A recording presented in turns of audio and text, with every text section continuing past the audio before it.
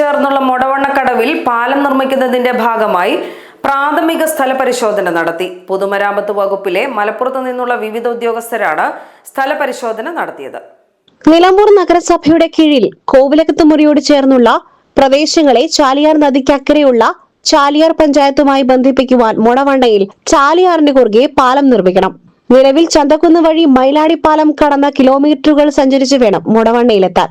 മൊടവണ്ണക്കടവിൽ പാലം യാഥാർത്ഥ്യമാകുന്നതോടെ ഈ അവസ്ഥയ്ക്ക് മാറ്റം വരും.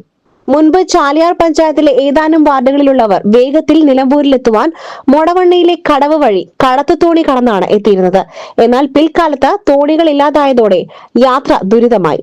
പുതിയ പാലം യാഥാർത്ഥ്യമായാൽ വർഷങ്ങളായി ഈ പ്രദേശത്തുകാർ അനുഭവിക്കുന്ന ദുരിതത്തിന് പരിഹാരമാകും.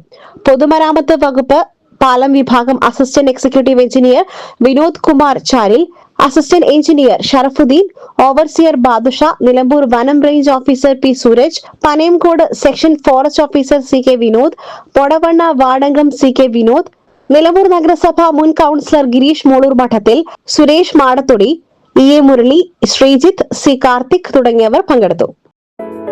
Gold, pure gold. Group Nilambur.